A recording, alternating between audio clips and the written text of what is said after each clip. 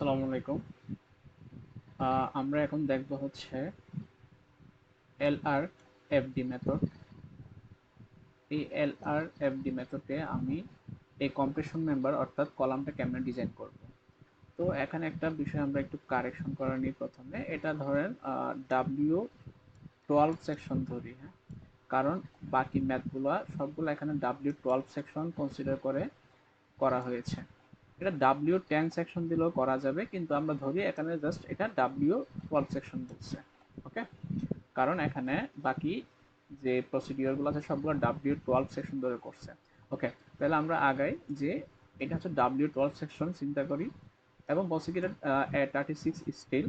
এটা সাপোর্ট করতে হবে যে ডেড লোড আসবে এটার উপর 50 কিপস, লাইভ লোড 195 কিপস, এবং কলামটার হাইট হচ্ছে 360 ফিট।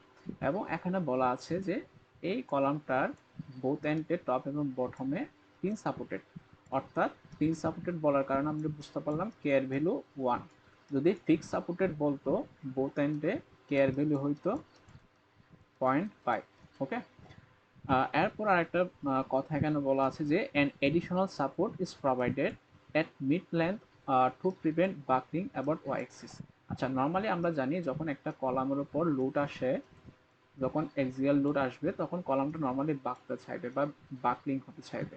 তো এই বাকলিংটা প্রিভেন্ট করার জন্য এখানে কি বলা হয়েছে যে একটা মিডে একটা এডিশনাল সাপোর্ট প্রোভাইড করছে, যেন কি ওয়াই অ্যাক্সিস বরাবর বাকলিংটা রেজিস্ট করা যায়। এই ওয়াই অ্যাক্সিস বরাবর বা অ্যাবাউটে বাকলিংটা রেজিস্ট করা যায়। এটা খুব ইম্পর্টেন্ট। কোন অ্যাক্সিস বরাবর বলছে যে বাকলিং রেজিস্ট করবে, এটা কোথায় ইফেক্ট করবে সেটা আমরা পরে আসতেছি।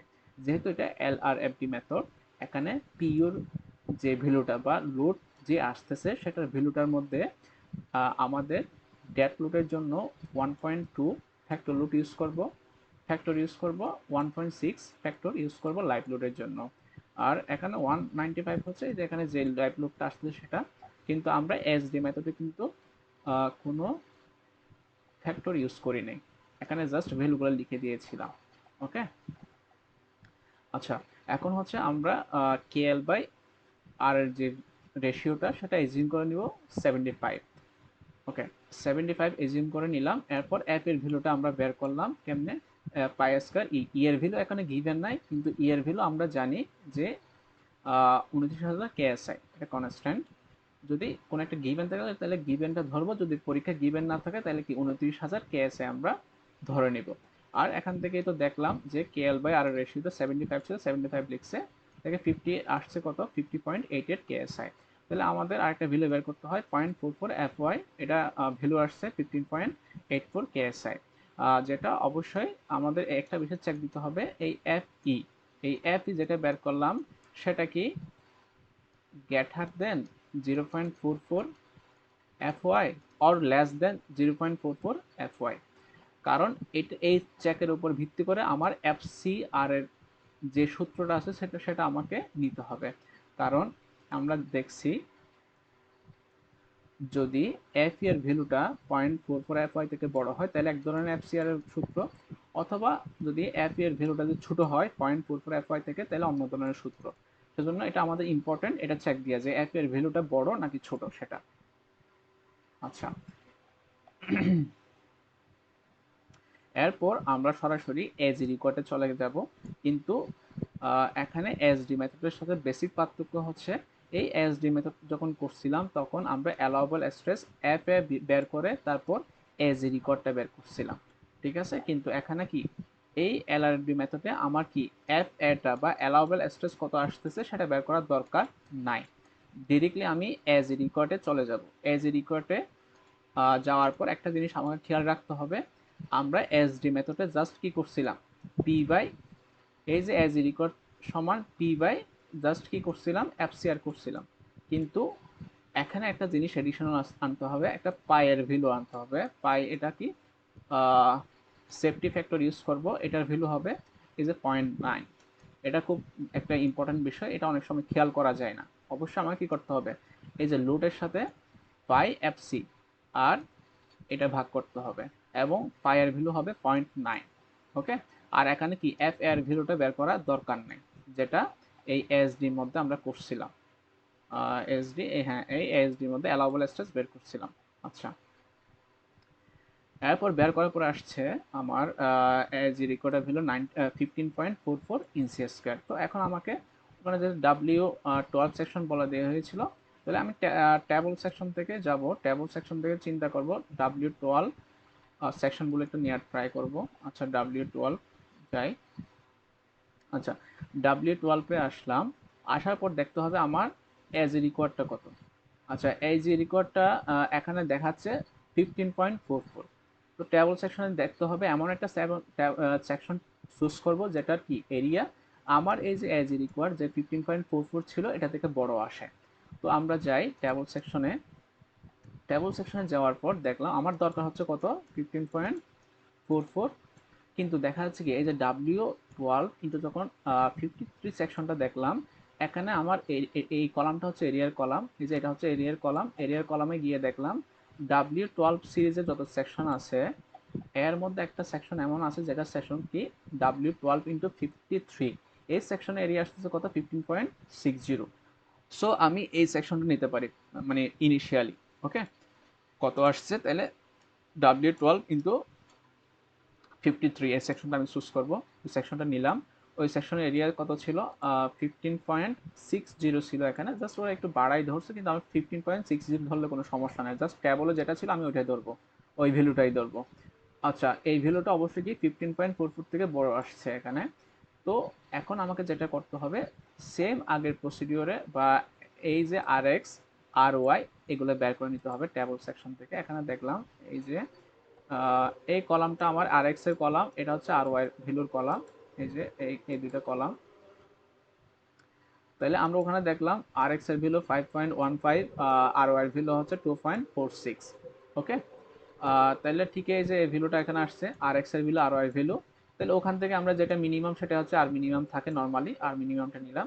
হয়তো এখানে একটু ভ্যালু ভেরিয়েশন আসছে কিন্তু আমরা কি যেটা ছোট সেটা লিখবো, এখানে একটু উল্টাপাল্টা ভ্যালু আসছে কিন্তু এটা আমরা জাস্ট কি লিখবো এখান থেকে আর এক্স আর ওয়াই থেকে যেটা মিনিমাম আসে সেটা এখানে আর মিনিমাম হিসেবে লিখবো। আচ্ছা এখন আমাকে যেটা করতে হবে প্রথমে আমাকে কে L X by R x বের করতে হবে, কে L X by R x. আচ্ছা এখন আমরা জানি কে এর ভ্যালু 1 কারণ আমাকে পিন সাপোর্টেড বলছিল। এরপর আসতেছে এল এক্স, এল এক্স এর ভ্যালু কত হবে, এল এক্স এর ভ্যালু হবে কি যে আমার টোটাল কলাম সেকশনটা বলছিল কত 32 ফিট। ওকে, 32 ফিট বলছিল। যেহেতু কি এই সেকশনটাতে বলাই আছে যে এখানে একটা মিড সাপোর্ট প্রোভাইড করা হবে যেটা কি ওয়াই এক্সিস বরাবর কি করার জন্য প্রিভেন্ট করার জন্য, যখন ওয়াই এক্সিস বরাবর প্রিভেন্ট করার জন্য বলবে তখন আমাকে অবশ্যই কি আমি এখানে এলএক্স সমান ফুল লেন্থ ধরে নিব 23 ফিট, সরি কত ছিল এখানে 36 ফিট, 36 ফিট মানে ফুল লেন্থ ধরে নিব এলএক্স এর ভ্যালু। কিন্তু এল ওয়াই এর ভ্যালু ধরবে কত 36/2, কারণ এটা এল এক্স বা এল ওয়াই বরাবর বা ওয়াই এক্সিস বরাবর ব্যান্ডিং বা বাকলিংকে প্রিভেন্ট করে বলছিল। যেহেতু ওখানে লেখাই আছে যে সাপোর্টটা দিচ্ছি সেটা কি ওয়াই এক্সিসকে কি করার জন্য প্রিভেন্ট করার জন্য, সেজন্য কিন্তু কি করছি আমি 32কে 2 দিয়ে ভাগ করছি। ওকে, যদি এরকম বলতো যে সাপোর্টটা দিচ্ছিল মিড বরাবর সেটা যদি এলএক্সকে প্রিভেন্ট করার জন্য বা এক্স এক্সকে প্রিভেন্ট করার জন্য ইউজ করছে তখন কি করতাম আমি এক্সকে 2 দিয়ে ভাগ করে যে ভ্যালুটা আসতো সেটাকে আমি এলএক্স ধরতাম। এখন যেহেতু ওয়াই এক্সিসকে বলছে সেজন্য জাস্ট মানে এল ওয়াই যখন নিচ্ছি তখন 36কে 2 দিয়ে ভাগ করলাম। ওকে, আচ্ছা তো এখন বুঝলাম যে কে এর ভ্যালু 1 আসছে, এল এক্স এর ভ্যালু 36 আসছে, আর এক্স এর ভ্যালু কত 5.15, এই যে এখান থেকে আসছে, এই যে এখান থেকে টেবিল থেকে যেটা পাইছিলাম ভ্যালু, তাহলে এটা ক্যালকুলেশন করার পর একটা ভ্যালু আসছে। সেম ভাবে আমি কে এর ভ্যালু নিলাম 1, ঠিক আছে সেম। এল ও কেন আর 18 কেন আসছে সেটা আশা করি বুঝতে পারছি, আর ওই ভ্যালু আমি লিখলাম, এটাও টেবিল থেকে পেয়েছিলাম, একটা ভ্যালু আসছে 87.45। তো এখন আমাকে যেটা করতে হবে এই দুটা ভ্যালু থেকে যেটা ম্যাক্সিমাম সেই ভ্যালুটা আমি কনসিডার করব। ওকে, তাহলে এখন কে এল বাই আর এর ভ্যালু কত আসছে যেটা ম্যাক্সিমাম 87.45।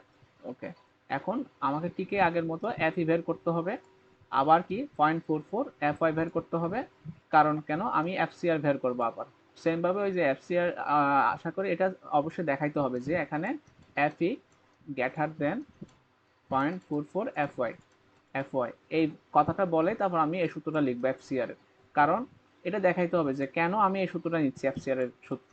ওকে, যেহেতু এটা বড় হয়েছে সেজন্য FCR এর সূত্র এটা নিলাম, নেওয়ার পর দেখা যাচ্ছে একটা ভ্যালু আসছে FCR এর, ঠিক আগের মতো আমি এজ রিকোয়ার্ড বের করলাম, FEO 0.9 এটা কনস্ট্যান্ট, পাই এর ভ্যালু FCR বের করার পর দেখা যাচ্ছে কি আমার যে এজ রিকোয়ার্ডটা আসছে সেটা কত 17.17। ওকে, কিন্তু দেখো আমি এখানে প্রোভাইড করছিলাম কত, যে সেকশনটা নিয়েছিলাম, যেটা আমি সেকশন ইউজ করছিলাম সেটার এরিয়া ছিল কত 15.58, কিন্তু এখন আমার ওইটা চেক দেওয়ার পর আসতেছে কত 17.17। তার মানে কি আমি দিচ্ছি এটা ওখানে সেকশন হিসেবে দিচ্ছি এতটুকু এরিয়া, কিন্তু আমার দরকার হচ্ছে সেকশনের জন্য এতটুকু এরিয়া, তার মানে কি আমি কম দিচ্ছি না, যে এরিয়াটা দিচ্ছি সেটা আমার কম দিচ্ছি, সেজন্য কি তাহলে আমার সেকশনটা এখনো আনসেফ। ওকে, সেজন্য আমাকে কি করতে হবে, আবার ট্রায়াল দিতে হবে। আবার কেমনে ট্রায়াল দিব, তাহলে এখন আমি এমন একটা সেকশন চুজ করব যে সেকশনের ভ্যালু কত হবে 17.17 থেকে যেন বড় আসে। সেজন্য আমি আবার টেবল সেকশনে যাব, টেবল সেকশন গিয়ে আরেকটা হায়ার লেভেলের সেকশন চুজ করব যেটা এরিয়া বেশি হবে। ওকে, তো টেবল সেকশনে গিয়ে ওরা আবার কি করছে, আচ্ছা আমার এখন এরিয়া দরকার হবে কত 17.17। ওকে, ওরা 17.17।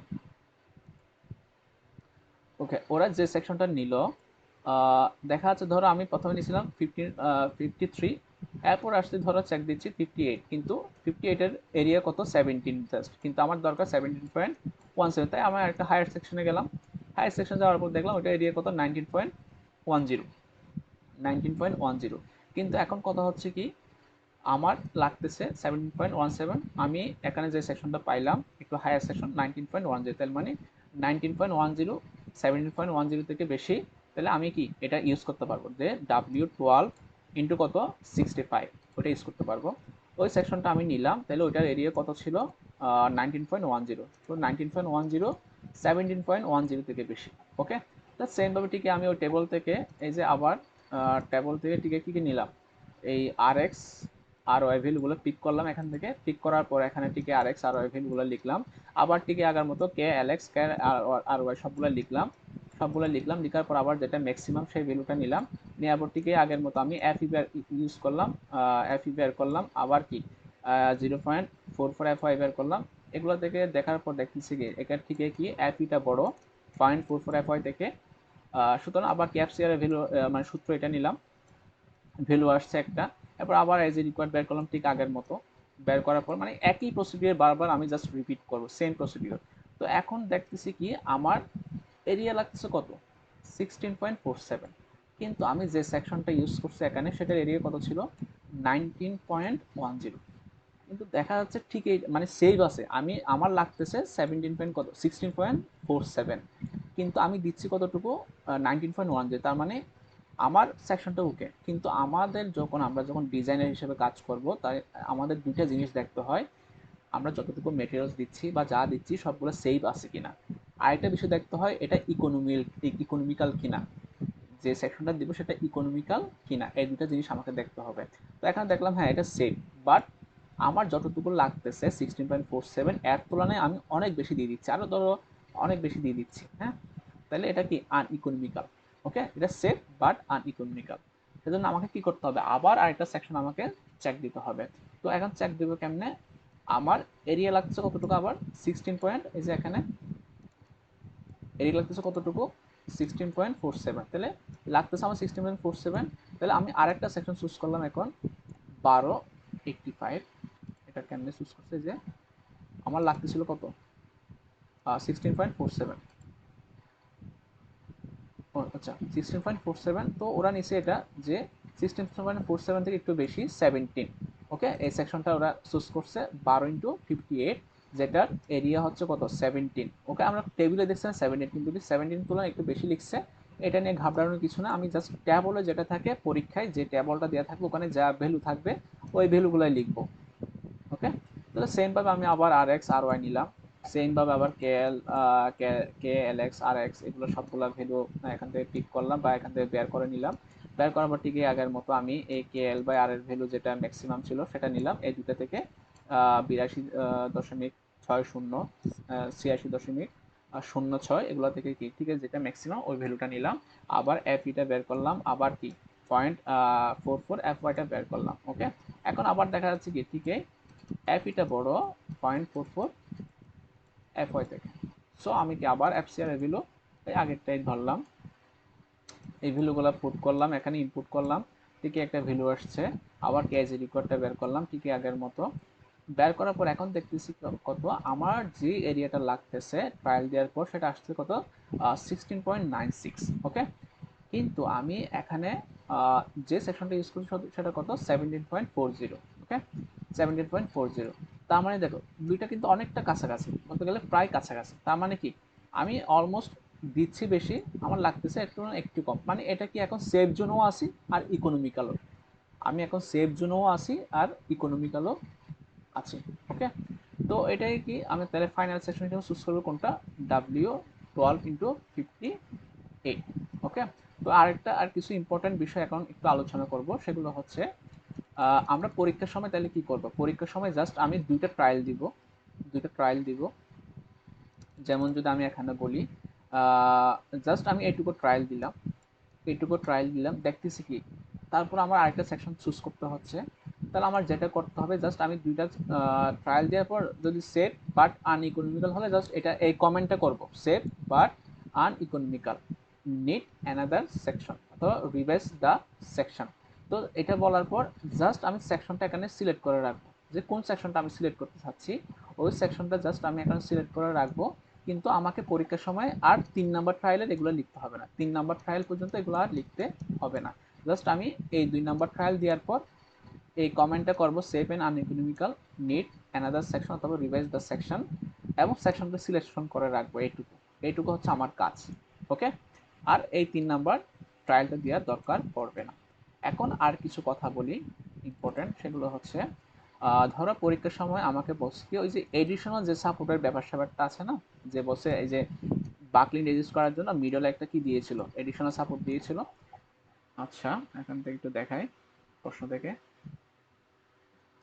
এই যে কতটা additional support is provided at mid length to prevent buckling about Y axis. এখানে তো জাস্ট বলাই আছে যে মিড লেন্থে সাপোর্টটা দেওয়া ছিল, কিন্তু ধরো কখনো যদি এরকম বলে যে বাকলিং রেজিস্ট করার জন্য কলামের 1/3 পোর্শনে কি দিয়ে আছে, এই সাপোর্টটা দিয়ে আছে 1/3 অফ এল, মানে টোটাল লেন্থের 1/3 আমার সাপোর্টটা দিয়ে আছে। ঠিক আছে, তাহলে আমি এখন এই যে এখানে যে এল ওয়াইটা বের করছিলাম তখন তো কি করছিলাম, জাস্ট টোটাল লেন্থকে 2 দিয়ে ভাগ করে আমি 18 পেয়েছিলাম। কিন্তু যদি ধরো আমাকে যদি এরকম বলা থাকে যে 1/3 অফ এল এ সাপোর্টটা দিয়ে আছে, তাহলে আমি কোন ভ্যালুটা নিব বা কোন লেন্থ নিব, তখন আমাকে নিতে হবে অলওয়েজ যেটা বড় লেন্থ থাকে। যেমন এখানে যদি 1/3 হয় তাহলে এটা অবশ্যই কত 2/3, তাহলে আমি এল ওয়াই এর ভ্যালু এখন কত নিব 2/3 অফ এল, তথা যদি আমি এই ম্যাথের কথা চিন্তা করি 2/3 অফ 36। ওকে, আশা করি সবাই ব্যাপারটা বুঝতে পারবা যে আমি অলওয়েজ তাহলে কি বড় যে ভ্যালুটা থাকবে ওই ভ্যালুটা আমি কনসিডার করব। ধন্যবাদ।